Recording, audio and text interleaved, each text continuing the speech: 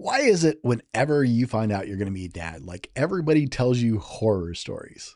I mean, really, what's going on with that? Why does everybody focus on the hard days or the difficulties or some of the struggles that come along with raising another human being instead of focusing on the amazing moments, the opportunities and experiences that you have when you become a father? Today, I'm talking to Chris Marhefka about the amazing thing that is the journey of becoming a father.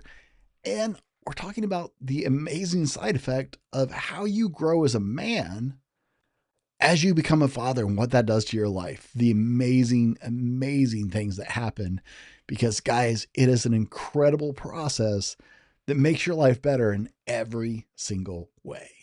Chris, every dad has a story that just lights them up that they love to share about being a dad. What is your dad story?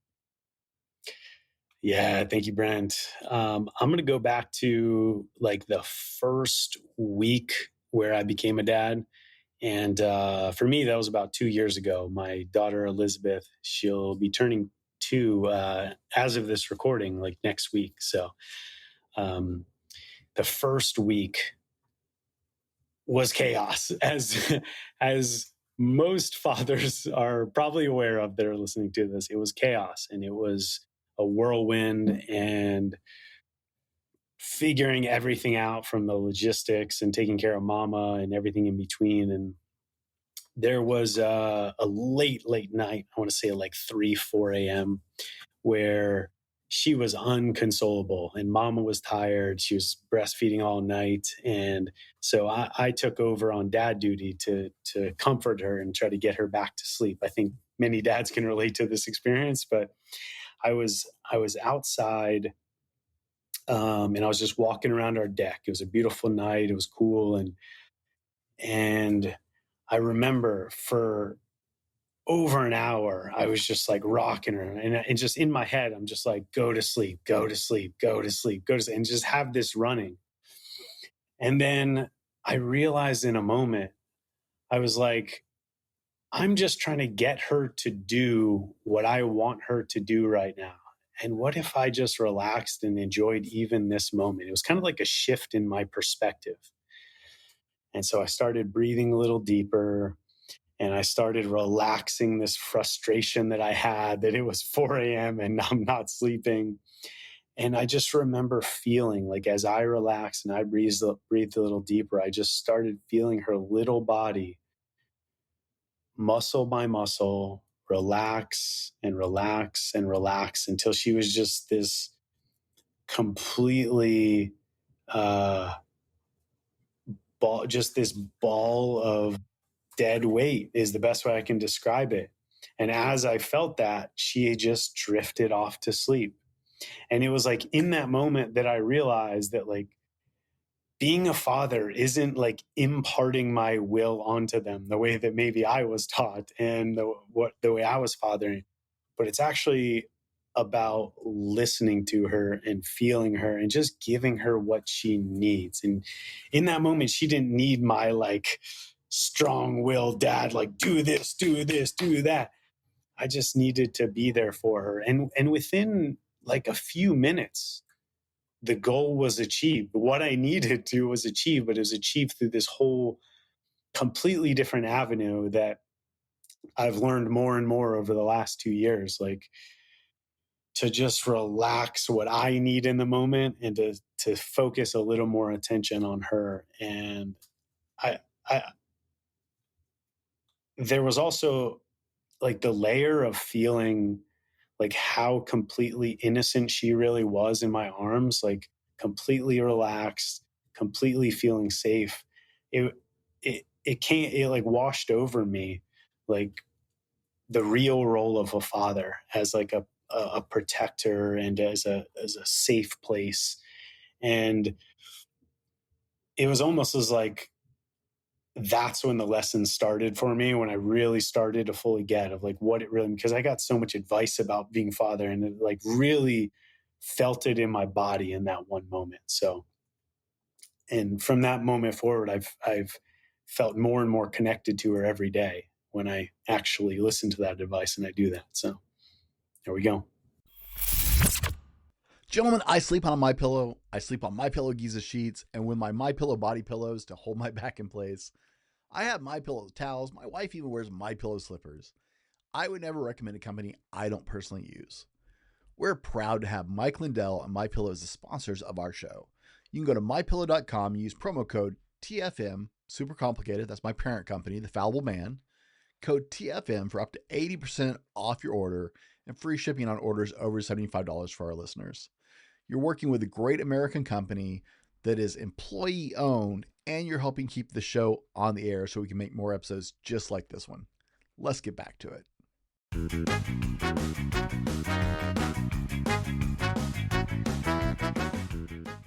Welcome to the Dad Hat Shenanigans podcast, the unfiltered truth about being a dad.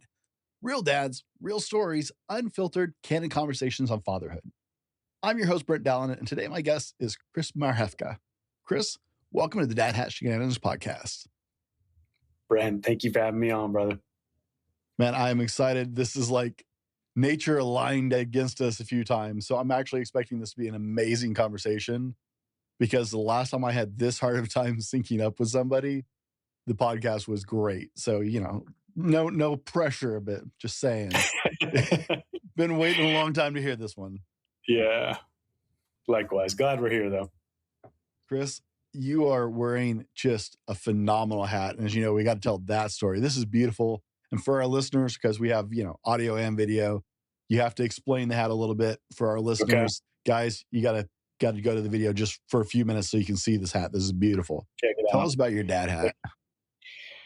Yeah, so I'll be honest, this is the first time we're wearing a hat on a podcast, and I love it. So this hat was a gift from my wife, and it was a gift that she got me about a month before we conceived our daughter. So we started coming down to, and it's actually where I'm recording from right now, our home in Mexico, where we go for the winters. We've been going down here for now 5 years. And just over, I guess it would be 3 years ago, we were here, and we kind of, man, I don't want to go too far back in the story, but we were at the point to where we both were like opening up to the idea of kids. Neither one of us had kids from a past relationship, and we're a little bit older in life. And we really felt like we wanted to have kids together. And we went to this awesome artist in Oaxaca in Mexico. It's this really Mexican, like very authentic. And what he does is he draws or he paints onto hats your spirit animal. And so he'll just come and he'll feel you, and he'll be like, okay, now I'm going to paint your hat. He won't tell you what it is. And then, so I went and she got me this, I think it was January. And then a month later, we conceived our daughter, and it's a lion in beautiful, like neon, bright colors. I don't know if you can see it. There we go. So it's a lion, and it's vibrant and bright. And what it means to me is the lion is seen by so many people as this like big and fierce and like ferocious creature. And yet it also has this playful, relaxed way. Like if you ever see like a bunch of lion cubs like running around and like playing with like daddy lion or whatever, he's like rolling around and tossing around. And in a way, it's like how I saw myself to be coming into fatherhood, is like I absolutely saw the fearless like warrior part of me that was like going to protect the tribe at all costs. But I also saw this like super playful dad that was just going to be on the ground and be rolling around with kids and like laughing and having a great time. And so that was the archetype, the animal spirit that I like went into fatherhood with, is like to do my best to like hold both of those simultaneously, to like be serious and ferocious when I needed to be, but also be light and relaxed and playful. And yeah, we're now back here in the same place. She's about to turn 2 years old, and yeah, um, it was like my stamp. This like hat was like a stamp of like, yes, you're going to be a father, and yes, you're going to be a great father. You're going to be this type of father, and yeah, so that's why I'm wearing this one today. That's a beautiful hat, man. Like the artistry on it. It's like, Mm-hmm. oh, I saw it the minute you clicked on it. I was like, oh, that was hand done. Yeah, hand That's done, hand cool, painted. Mm-hmm. right? I'm so over the whole AI thing and I'm so hungry for just like honest, legitimate, real, Mm-hmm. right? Yeah.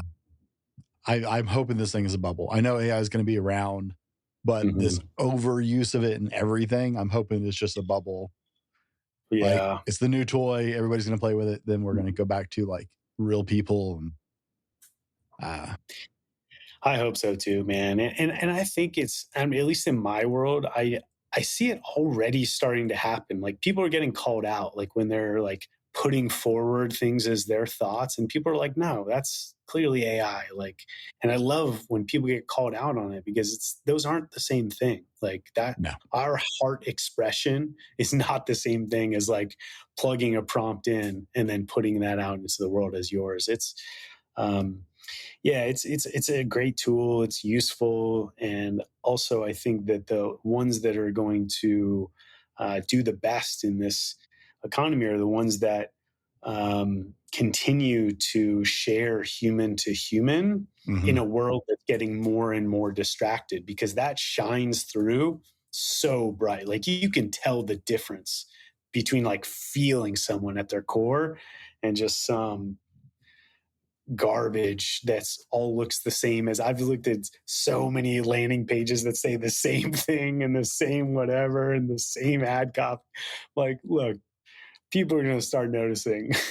Oh yeah, I Mhm, freelance and I do part of what I do is I do some web work, but I was there are best practices, and I mhm, understand that because that's just you have to build based on how internet search and everything works. mhm, But there are best practices. Then there's like, look, it's the same website over, over, and over. mhm.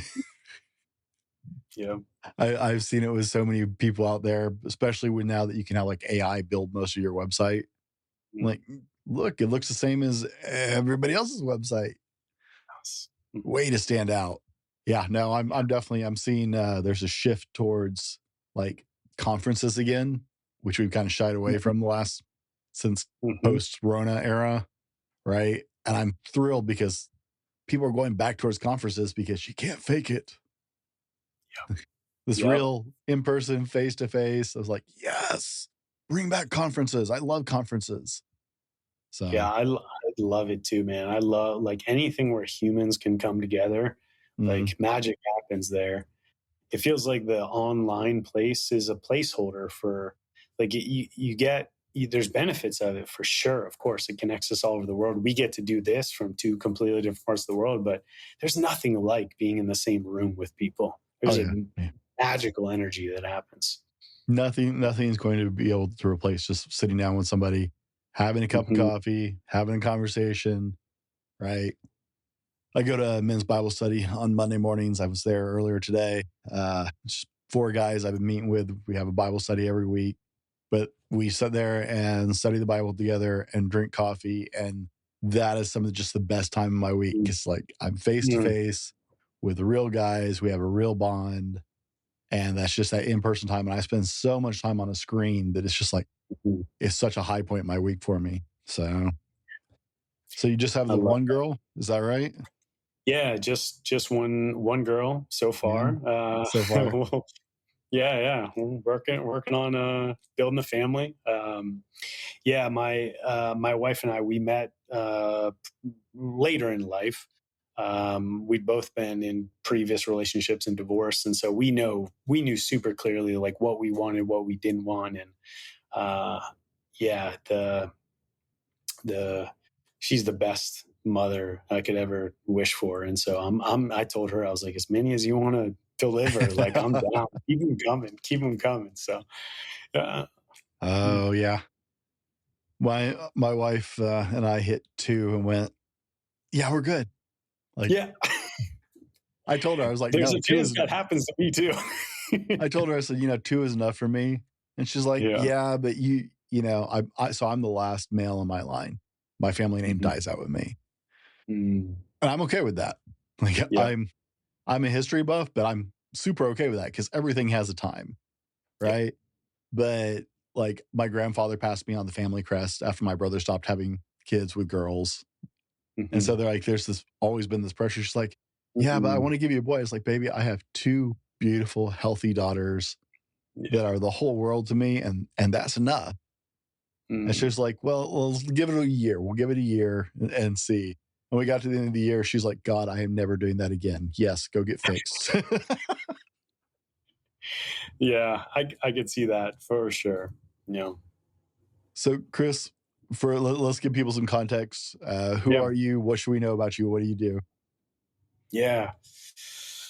Oh man. For purposes of this show, let's see. Yeah. I've got man, I've lived a full life. I'm 40, and I've I've lived the life that I've desired. Like I live my dream life. Honestly, I worked really hard my whole life. I was an entrepreneur from right out of college up until now, and I did it the really hard way. I almost lost my life to it. I pretty much burned out to the point to where it almost cost me my health and my life, and definitely cost me all my relationships. That's hence the previous divorce. Mhm. Um, and I learned through all that painful process, like how I didn't want to do it. And so, like as I kind of went into my life 2.0, this was probably like 7 years ago that I was going through this. I just really envisioned like exactly how I wanted to live. And so now my day to day is I serve and support people. I do full time coaching and I run men's programs. I run a company called 13 Pines with 2 other guys, and we do men's programs and in person retreats and online men's groups and things like that. And it's so fulfilling. I work with one on one clients. I really consult with a lot of business owners and entrepreneurs where I was super unhappy, super unfulfilled, sometimes making a lot of money. And yet, there's this huge gaping gap of like, what am I doing with my life? Like, what is this it? And that's where I was. And so I help a lot of entrepreneurs in that space. And I love it because when you can combine like this material success and this like hardworking, achievement oriented, oftentimes guys that I work with, but not always. When you can combine that with like a deep purpose and like a heart centered leadership, there's a huge ripple of impact from there. Like when you take someone like that has already a big impact in the world and you orient them towards something that they're so excited about that helps a lot of people, it goes like a really long way. And so I absolutely love what I do. My wife, myself, and my daughter, we live part-time in the US, part-time international. Right now we're here in Mexico. I love it. My wife loves the beach. I'm a little bit more mountain oriented, so we kind of figure it out. So um, yeah, and now the thing that probably defines me so much is father. Like I am at a place in life where had I had kids in my 20s, I would not have the space and the time and the wisdom to father like I get to today. And so I spent a lot of time with my daughter, and yeah, it's such a blessing that I get to do this now and not when I was a stubborn, narrow-minded idiot in my 20s. Like, which some people do it and they succeed, and it's amazing, and I give them credit for that. And Wait, glad I you've get to. grown out of the narrow, stubborn mind. Nah, You're making that's the rest of us look bad here. yeah, no, that's still very present. I'm just, I mean, age brings with it wisdom if you allow it to, and a lot of that wisdom is just letting me relax and not overthink life as much as I used to, and not try to control everything, and still work really hard, but also work a lot smarter than I used to too. Chris, what's your favorite thing about being dad so far? Hmm. For me, it is the reconnection to childlike wonder and awe and innocence every single moment that I'm with her. So, like, for instance, we'll be out on a walk, we go on walks, and she'll look at every leaf and every stick and every insect as if it's the Mona Lisa, or like the whatever Empire State Building. There's like whatever amazing architectural wonder, or what, she'll just look at it. It's like it's the greatest thing in the world because to her it is, and it kind of like pulls me into that world and reminds me of how amazing life really is. And she's like my connection to that. It's like every time I get a little too overly stressed about something stupid or in my head about something, is like she kind of brings me back to this feeling of just enjoying life and being present. And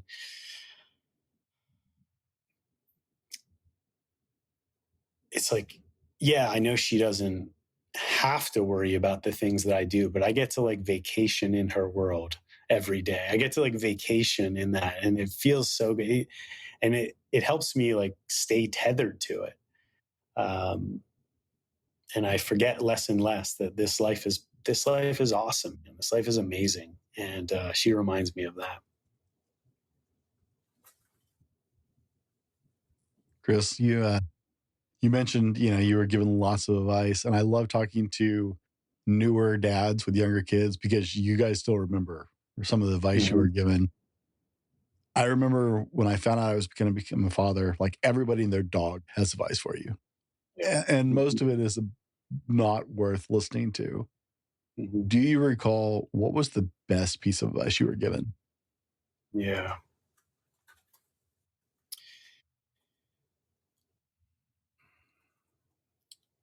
Every every father is doing the best that they can, and you will too. That means that you will screw up. You are fallible. You will make mistakes, and she's going to be okay. They're going to be okay no matter what. Like as long as you are honest, are loving, and you like truly care about doing your best, like she's going to be okay even through the mistakes that you make. You'll say the wrong thing, you'll do the wrong thing, you won't give her the lesson in the way that you think she needs it, but she'll be okay. And she'll have her own path to go through, and it will involve thinking I'm an idiot at some point. And I'm kind of like extrapolating on the advice at this point, but is like like she'll be okay. It's okay.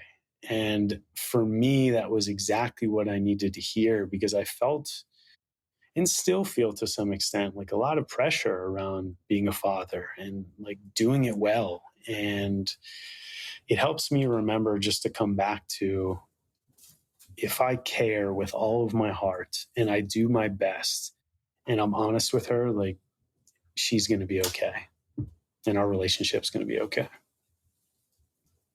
Kids are incredibly resilient and forgiving as long as you get your heart into it. Mm-hmm. But I always like to ask dads that because like everybody does. That's the first thing you tell somebody you're going to have a kid, right? The first Mm-hmm. thing out of their mouth is advice. Yep. even if they don't have kids. Yep. Yep. I was in awe. When we Uh, found out we were pregnant with my daughter, my oldest daughter is 13, almost 14.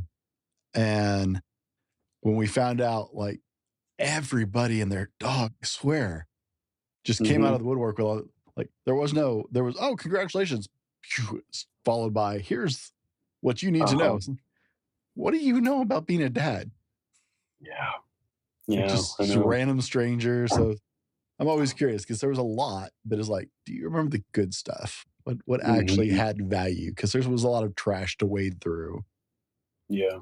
So I I love that. pretty much Yeah, I pretty much threw out all the, like, tactical parenting advice and all this stuff, and I really appreciated and oriented to the stuff that reminded me in the hard times that even if I don't think I know what to do, I do. And that as long as I stay in my heart and I am doing it from a place of love, like I've got the answer and I know what to do and I can do it. The other one that kind of hit me really hard is I know you asked for one, but That's a fine. buddy of mine said, yeah, a buddy of mine said to me, he's like, you think you're at your limits. You think you can not go any longer without sleep or whatever, but there's always another gear. There's always more because there's a reason to find more. And that has proven very true in my life. In these last 2 years of my life is like, there's always more I can give. Mm-hmm. I had a monster truck driver I interviewed on my other show. And that was the theme. Like, he wrote a book called Geared for Life. But that was one Mm-hmm. of the themes through his book was you're going to find out as you progress through life that, just when you think you're like, oh, I got to, you can gear down again. Like, you've got more to it. Mm-hmm. And it stuck with me ever since that conversation. Every time something gets difficult, my daughters have certainly helped me ingrain that belief. Like, oh, dad's tired, dad's worn out. That's okay. Dad's got more. Yep. I'm not sure where I'm going to find it, but I'm going to. We'll fake it till we get there if I have to. Mm-hmm. Chris, what are you passionate about sharing with our dads today? What do we want to talk about? Hmm. So there's the topic kind of is like two parts of the same thing. And I was thinking about this before our call. It's like how fatherhood changes you as a man, almost like as an initiation, like the man before and the man after. And then also about all the like the gifts of being a father. Because I'm sure there's plenty of people that talk about all the challenges, and I've experienced them, and I'm not an idiot to them. But when I was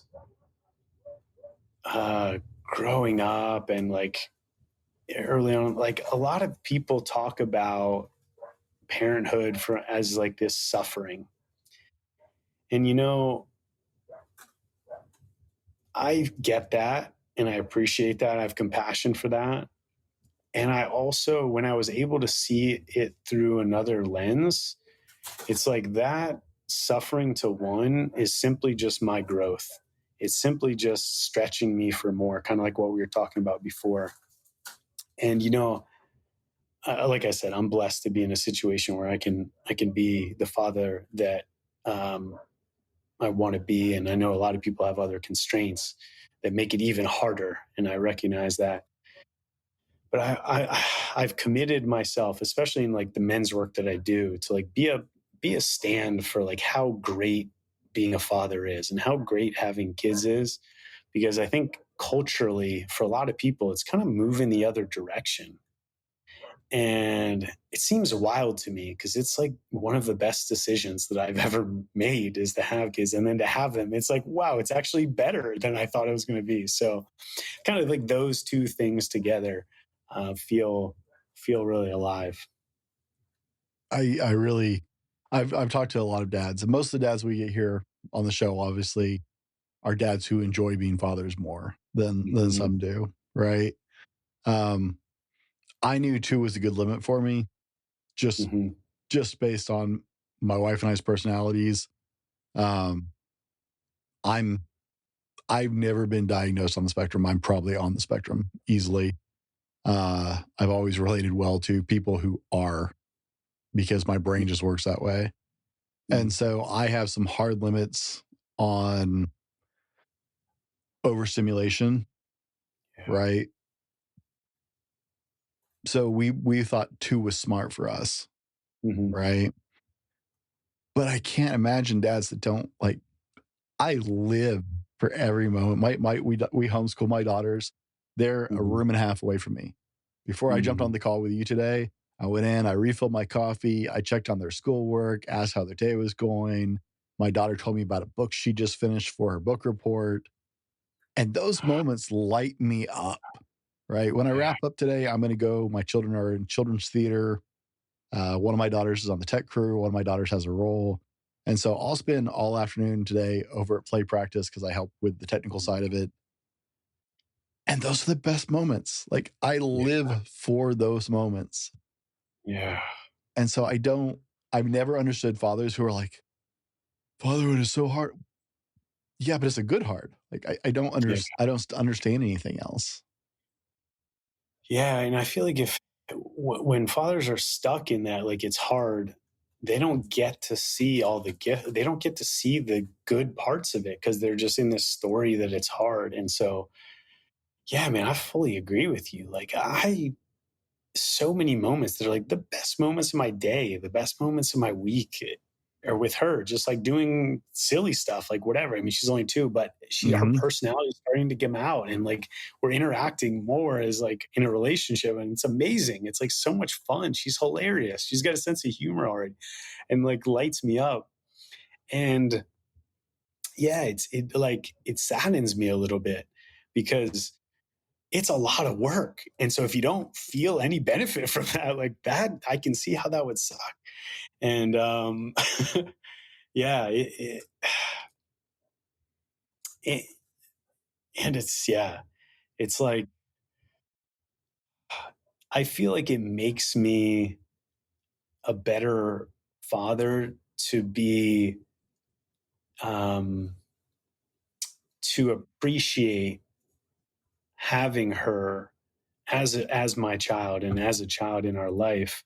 Because if I was walking around every day thinking of her as a burden, like I would make all my decisions and all my words would come from a place of like, oh, this is just a burdensome thing in my life. And like whether or not she could articulate it, like she would feel that. Like, oh, I'm Hmm. just a throwaway, whatever. And so I think it makes me a better father also. So it's kind of like this reciprocal circle of benefit. It's like I get it, and then she gets it, and I get it, and she gets it. And yeah, It just keeps yeah, getting better too. Like everybody mhm, used to have you heard that just wait till they're teenagers, right? yeah, I used to be a youth minister, so like yeah. junior high and teenage is my favorite kids period anyway. I've been looking forward to this for years. Chris, I had the greatest conversation with my 13-year-old this morning. So Mm, I get up, I'm an early get up person to I get up at about 3:50 in the morning and I try and go walking regularly. Long before the sun's up, I get out, I go move before I spend the rest of the day in my studio. And my daughter told me yesterday she wanted to go with me. And for a while, she was going with me pretty regularly. And then she kind of hit that teenage phase and backed off a little bit. But we've done the Stop Soldier Suicide Ruck Mark Challenge together before. We had her rack up 50 miles, and she was carrying 15 pounds as a 12-year-old around with us on these mileages. So she's pretty good about it usually. So I woke her up this morning, and she came in the living room and sat down as we were putting her shoes on. I'm like, "Are you okay, baby?" She's like, "Dad, I'm so tired." I was like, "What's wrong? Did you not sleep well?" She's like, "I only got about 4 hours of sleep, I think." I was like, "Baby, do you need to go back to bed for a little while?" She's like, "But I told you I was going to do this." mm, I said, "Baby, I love that, but you don't. I told you this has always been your choice. You don't have to do this." She said, I know that, but I told you I was going to do this. I said, well, what you have to do today, baby, is you have to do school and you have to do your very best at school. And then you have play practice. You have to do your very best at play practice because you committed to doing this. Mhm. And I said, what you don't have to do is go for a walk this morning. That's a bonus. She's like, but I told you I would. And like my dad's side is just, Mhm. oh my God, the integrity, right? I'm like just having this Aw. great happy moment. I'm trying not to show it because it's 4:15 in the morning, and she's hating life. I was like, baby, go back and go to sleep. I Mhm. said, we'll go tomorrow. Okay, you and Yeah. I will right here. We'll set it up. We go tomorrow morning. I said, I won't even go this morning because I know you're going to feel guilty if I go without you. She's like, yeah. I was like, okay. I will just go into the office and start working. You go back to sleep. Tomorrow morning, we'll do this, rain or shine, whether we're tired or not. But today, Mhm. you have commitments. Yeah. But to see the integrity of, I said I was going to do this, and her struggling with making a commitment to me and not, it's like, Mhm. yes, right? Those are those moments you're like hoping for as a father as you see this come out in their Yeah. personality. Mm. And every day just gets more exciting. They were Mm. amazing when they were little, and it just Mm. keeps getting better. And people were like, but teenagers, Yeah. your daughter is going to be amazing for years and years and years to come, and it's going to be an amazing ride. Mhm. Thank you for saying that, man. That's I trust that and I feel that. Just like it keeps getting better, and it's like I don't want to look forward to it because I got my hands full with the moment right now. But I trust that it's going to be awesome when we get there. But it's so great to hear like that feeling of like, wow, Brent, you're doing a great job because it's being reflected to you in your daughter's integrity and her level of commitment. It's like, wow, seeing the results at work here. Right. I love And that. that wasn't even like a yay me moment. I'm just proud of my daughter. But Yeah. that's the thing. You get to, as a dad, you get this amazing opportunity to help a child grow into Mm, a wonderful person and get to mm, say, man, I got to be there on that journey with them and help nourish them and love them. And you just get so excited. And every year, every time that goes by, right? Every experience, you're just like, man, I get to be a part of this. Thank you. mhm. Yeah. And I Mm, don't understand yeah, we had some really long nights when she was little.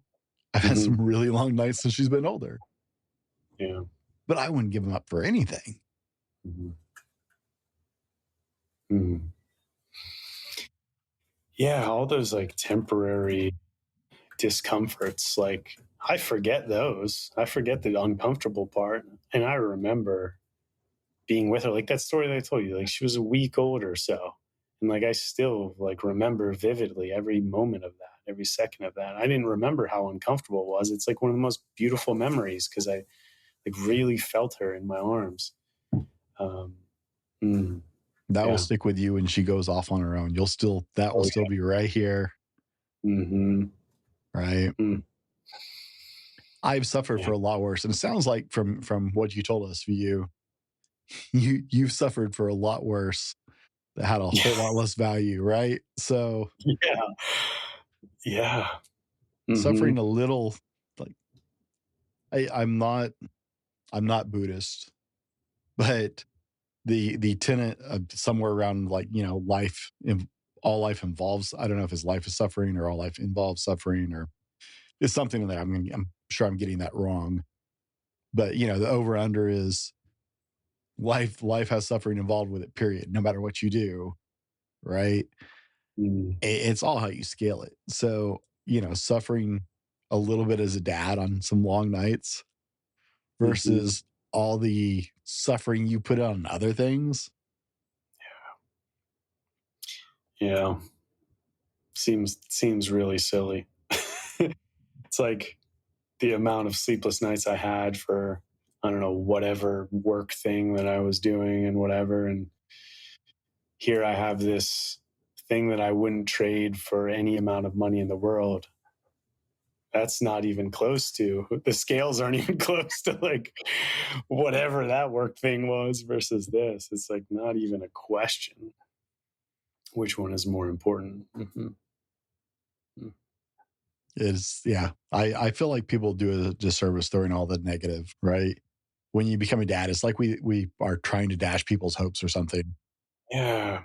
Yeah, that's why that's one thing that I did have like a few really solid fathers around me that really gave me the like honest, but also the positive side to it as well.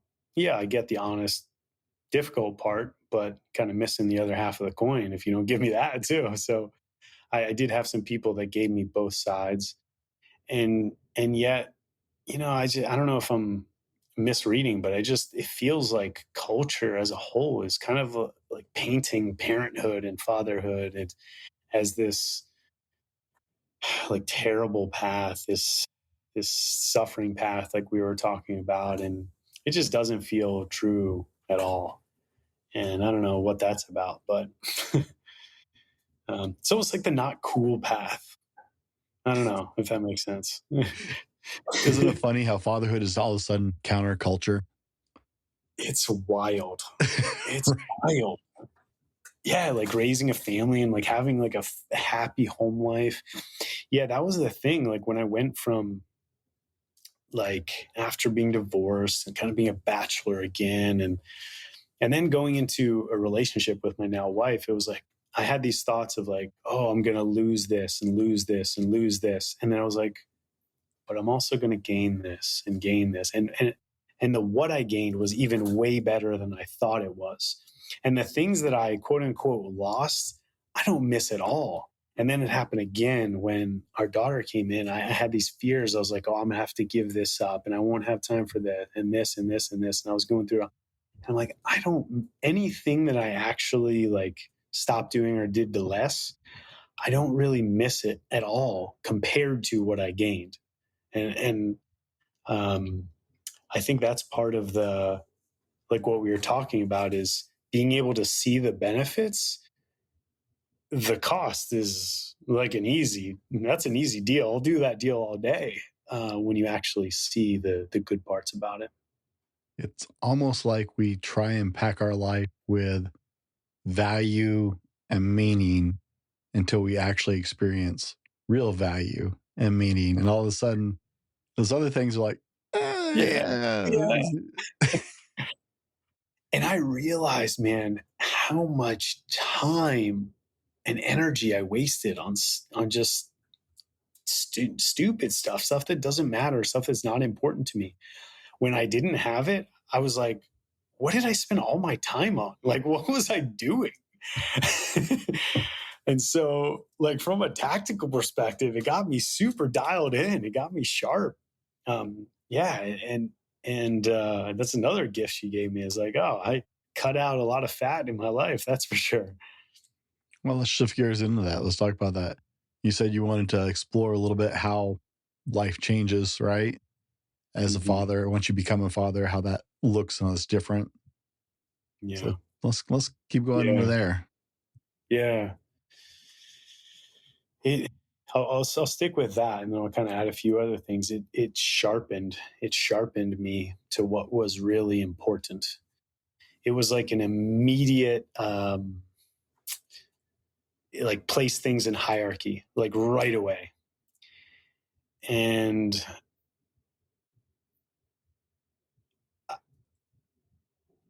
I think because of there was now something that is this living, breathing soul in a human body that is counting on me, and they don't yet have the ability to take care of themselves or take care of certain needs. And so it was like this instant snapping into reality. It was like, oh, I'm actually really like someone really relies on me. Something like my business, if I don't show up a day or whatever, like, okay, there'll be maybe problems or whatever, but this is a human being that I've committed to caring for. And so it like snapped everything into perspective for me of like, where do I really need to put my attention and what's really important? And it just bled over into everything else. I cleaned up like my agreements in business and with clients. Like I tightened a lot of things up just because I didn't have space for there to be all this extra fluff in my life. So it definitely sharpened me there. The other thing it really did, which I also don't hear about as much, and maybe guys don't get this lesson, but it gave me an even deeper appreciation for my wife and for women in general. Like watching her go through labor, going through her process of becoming a mother, and like how challenging that really is physically, emotionally, mentally. Like watching her go through that and come out on the other side and like really feel her power as a mother and her strength, and like it gave me so much more respect. And I've always respected women, but just the depth of it has have like such a deep appreciation for it, where it was just kind of like, yeah, of course, type thing in the past. It gave me so much more appreciation for my own parents, so much compassion for the things I thought were like they weren't doing a good job and they were just keeping their head above water and like doing their best.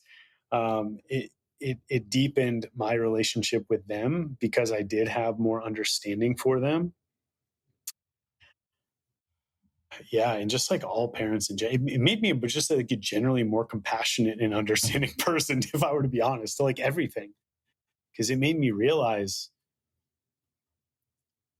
like when I go out to the grocery store, or I go on a work call, or just go out and see friends, like they don't know the night that I just had, or like what I just went through, or like the conflict that came up with my wife over this stress and whatever, and like it just made me realize everyone at any given point could be going through something really, really challenging and difficult, and that's maybe why they're showing up the way that they are, and maybe they just need a little more understanding, and maybe need someone to ask them like how are they doing. And um, it made me a better friend because I check in on especially my guys that are new fathers, my buddies that are new fathers. I check in on like, how are you doing? Like, really, man, like, how are you doing?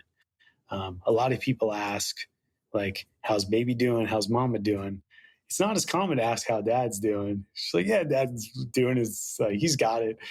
But oftentimes dads are going through like a quiet challenge or suffering inside, and they're kind of like the buck stops with them, so they don't always have somewhere they can let that out. And so I think it's made me a better father, and I'll like reach out to, especially on the first, I'm so close to it, on the first few weeks, months, year, like it's tough, and so I try to be there for them.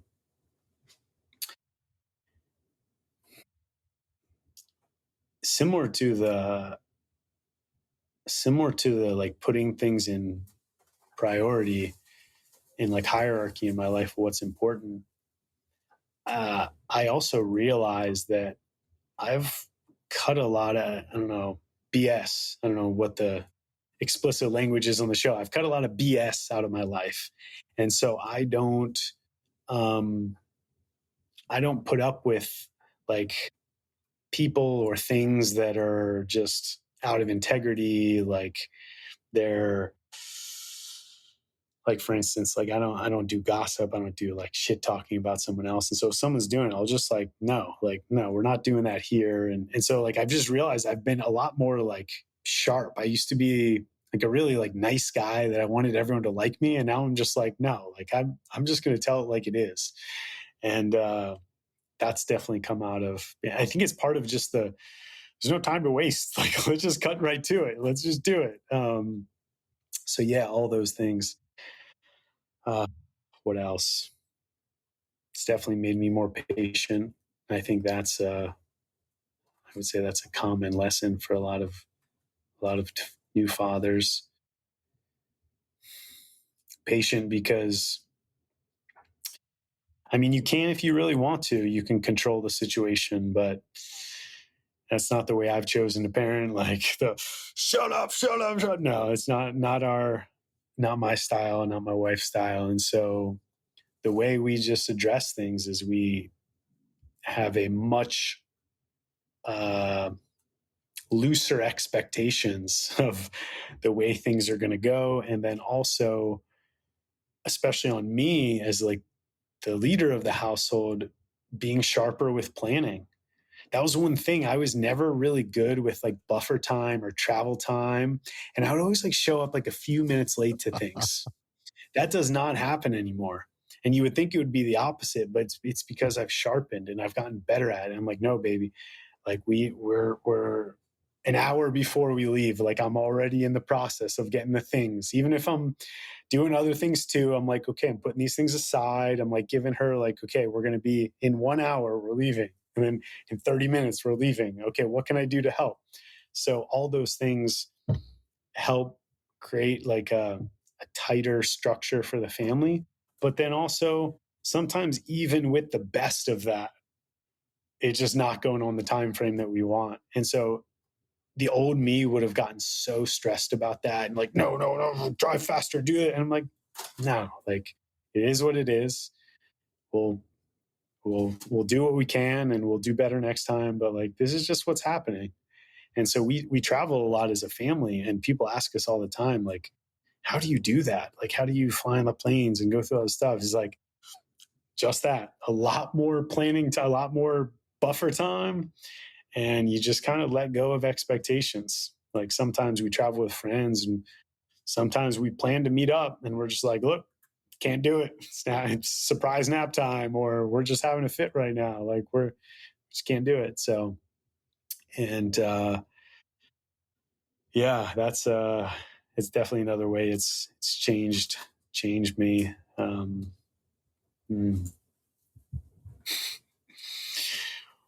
One that I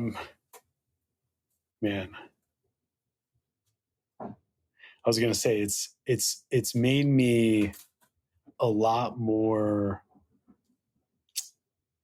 how should I say, vigilant in like assessing. Sometimes I feel I wasn't military, but I feel like a special forces operative. Like when I go into a room sometime, or even when we travel and we're like in Airbnb, like I'm like scanning the room for like, okay, what could break, what could hurt her, like what could, yeah. And I'll do the same like as we go out. I'm almost like scanning, and I'm like, okay, like we're good. In foreign countries and places where you're not familiar with, it just made me a little more like vigilant. Yeah, it's another way it's changed me for sure. I'll pause there. It's interesting to me because what I'm hearing in a lot of this, sorry, congested today. What I'm hearing in a lot of this is you're much more aware of your energy.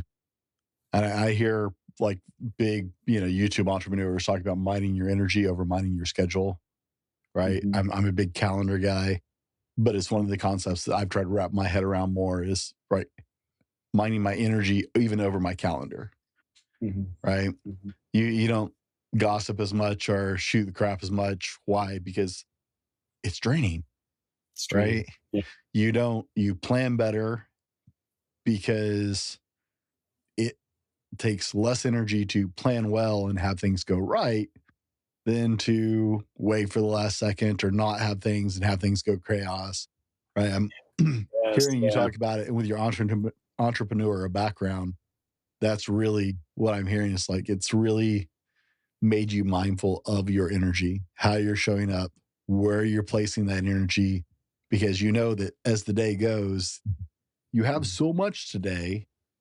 You have so much energy for you to be able to show up. And with that priority of showing up for your daughter and showing up for your wife, right? You have to be much more mindful of everything else that is happening and what you're letting that take out of you and how you're responding to that, right? It takes a lot more energy to get bent about, oh my God, we're late, right? And time is a big issue for me. Like I was raised, my dad was 20 minutes early, 30 minutes early for everything. Then I was in the military for a while. All my siblings were in the military. And so Lombardi's Rule of Time is the golden standard for us. And so I've always been very, very time aware. I'm 15 minutes early for everything. Mhm. And I hate being late because I know I'm going to react badly to it still. It's something I'm working on growing up. I'm going to react badly to it. But that takes so much more out of me to have that bad reaction than to go, oh, well, right? Yeah. And so that's what I'm really hearing is it's made you very mindful of your energy in everything, in all aspects of your life. It's like, I have to show up here. Mm-hmm. So therefore I have to be mindful of what everything else is doing to me. Mm-hmm. Yeah, absolutely. And I'm like you, I appreciate the calendar, but the calendar is just like the beginning point. It kind of gives me the frame of like, okay, what are the options? What am I definitely committed to? And then like, what are the other things in between there? And that's another thing I started doing that I realized it helped me a lot was I program, and my wife talked about this like the week beforehand, like I program all the times of every day where I'm going to be the sole, like I've got Elizabeth, I've got her, you do whatever. And I tell her, okay, from this time to this time, like I've got her no matter what, this is my time. And I hold that the same way I would hold an appointment with my clients or with my business partner. It's like, no, that's an appointment. That's a commitment to my wife and a commitment to my daughter. And so I started doing that, and that made life so much easier because it also helped me be honest. And because like one day I'm like, baby, I've got like 8 hours of back-to-back meetings. I planned this wrong. Clients booked in here. I was like, today I'm not going to have the space that I would normally have for like normally being top of my game. And she's like, get it. Cool. Awesome. Pick up the slack today. And then that allows me to look at a week and just make sure that like I'm fulfilling. I think a lot of guys look at like their role in their career and their job as like the top thing. Make sure I gotta really make sure I'm hitting my numbers there. You also have numbers for your wife and for your kids as well. They may not be the ones they may not do performance reviews for you, but like there's numbers there. And so I look at it that way. I'm like, I got to hit my numbers. I got to make sure that I'm even more important. I would argue that more important than your job, because you can go out and get another job. You get fired, whatever, get another job, do another thing, learn another skill set. But I've been through the pain of relationship ending, and I can't imagine the pain of like relationship ending with a child and like having a breaking there because I was a absentee father or whatever. And so I don't know. Again, I think all this is filtering through the wisdom of age. I would not have had this same mindset in my 20s or even 30s. But yeah, it's it's. I think it starts with realizing like how important our role is, not in like a heavy, burdensome way, but like there's a real responsibility there. And I'm grateful I got to choose to be a father. I know a lot of guys don't choose that. I know it just happens. It's just a surprise. Like we didn't plan it. We weren't really fully on the same page or whatever. Like I'm grateful I got to choose. We said yes, and it happened. And I can really understand how it would be difficult if a man didn't fully consciously choose. But once your child is here, you've already gone to the finish line. Like what I'm saying is like you're already a father, whether you like it or not. And so you can either resist that, you can either resist the responsibility of fatherhood, and that's where all the suffering and the misery comes in, or you can say, look, it wasn't what I initially chose, but like, can I really go all in? Can I choose now, even if I didn't choose before? And there's something really powerful in that. And I even have to remember that all the time. I'm like, I chose this. When it's really, I'm like, okay, I chose this. This is part of the deal. This is just what I get to do. Yeah. It's just a good reminder to when we choose these things in our life, they instantly lose some of the weight or the tension that comes with them. And yeah, I don't know where I was going with that, but I know there's a lot of guys I work with, and they didn't always consciously choose it, and that kind of presents a difficult situation for a man, right? Like a man wants to choose his life, and it's important that he's committing to things that he actually cares about, and it's a tough thing because once the child's here, it's like you're already a father to it. Yeah. Mm-hmm. No takebacks. It's Yep. No done deal. takebacks. Done Yep. deal. Done deal. Mm-hmm. Chris, where would be the best place for people to connect with you?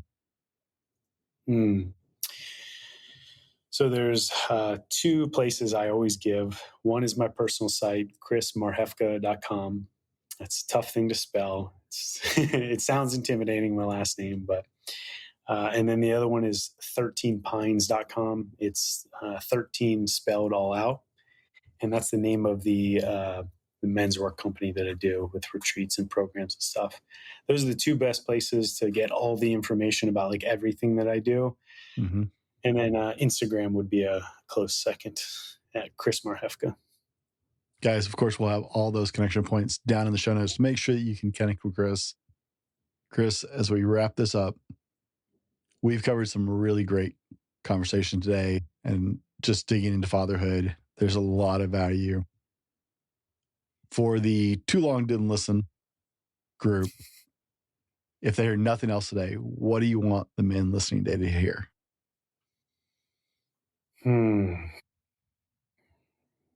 Yeah. I would say to kind of wrap it all up, both of us shared a lot of personal stories and just lessons learned around the gifts and the positive side about being a father, and that if times get tough and you don't necessarily remember that and you're in the suffering,